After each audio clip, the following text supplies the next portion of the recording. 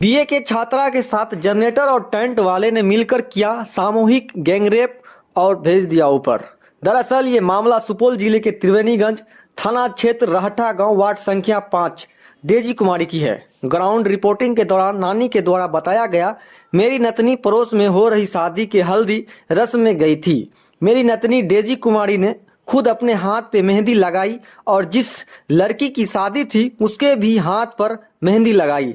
दरवाजे पे डीजे बज रही थी जिसमें घर के तमाम सदस्य नाच गान का काम कर रहे थे। उसमें मेरी नतनी डेजी कुमारी भी डांस करने का काम किया। डीजे पर डांस करने के बाद नतनी मेरी पूरी तरह से थक चुकी थी। नल पे गई पानी पीने और हाथ की मेहंदी धोने के लिए गई थी, पर जनरेटर और टेंट वाले पहले से ही हाथ लगाए बैठे थे कि कब वो आए और हम लोग पकड़ धकर करे। और हुआ भी वही। डेजी कुमारी गई नलके पे हाथ धोने के लिए और वहीं से जनरेटर और टेंट वाले ने अगवा कर दिया। आगे नानी ने बताते हुए कहा, सुबह से ही जनरेटर और टेंट वाले मेरी नतिनी डेजी कुमारी के ऊपर नजर गड़ाए बैठा था और शाम में मौका पाकर नल से अगवा कर सामूहिक गैंगरेप कर मेरी नतनी को खत्म कर दिया। जब हमने रात्रि के 9 बजे अपनी नतनी को ढूंढना चालू किया तो कहीं पे नजर नहीं आ रही थी। फिर मैं काफी परेशान हो गई कि आखिरी गई कहाँ। लगातार ढूंढने के बाद मैंने देखा बांस बारी से जनरेटर और टेंट वाले निकल रहे थे। तो मैंने पूछा, मेरी नतनी कहाँ है, क्या तुमने देखा है और तुम लोग बांसबारी में क्या करने आए हो?